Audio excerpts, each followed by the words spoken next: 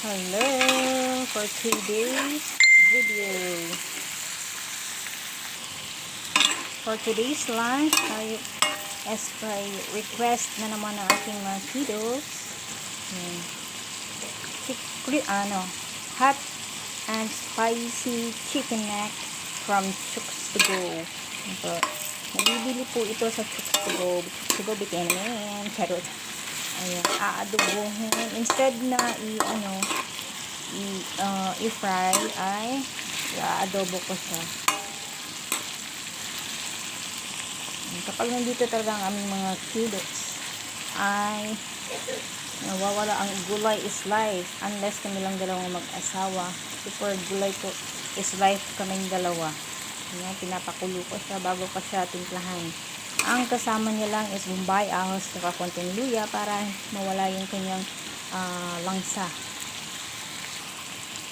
Yan, habang pinapakulo, lagyan natin ang tuyo dahil adobo.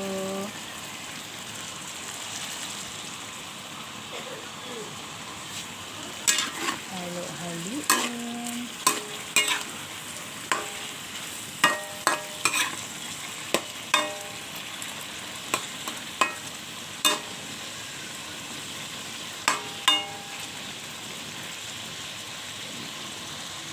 Pag ako po ay nagluluto ng adobo, ay ang pangpaasim ko konti is yung natural na katas ng kalamansi.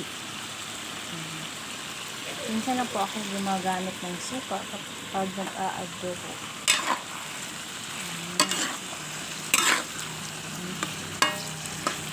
Kailangan maging malasa. Sumuot talaga yung lasa ng mga sahog doon sa loob ng chicken.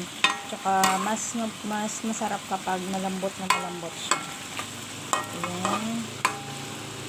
Tulong-tulo.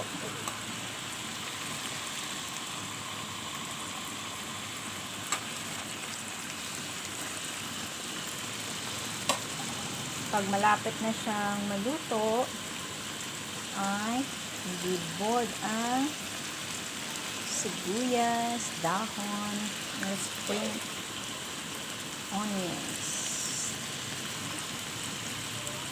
Sa iba't ibang country, iba't iba din ang tawag sa sa sibuyas, dahon. Depende. Sa Singapore, ibang tawag nila dyan. Sa ibang country din talaga. So, bahala ka na kung nasaan country ka. Basta sa Philippines, ito ay sa amin, Bisaya, sibuyas, dahon.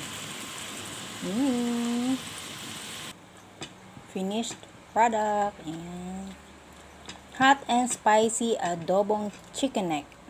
Yan sa Chooks to Go. Lunch.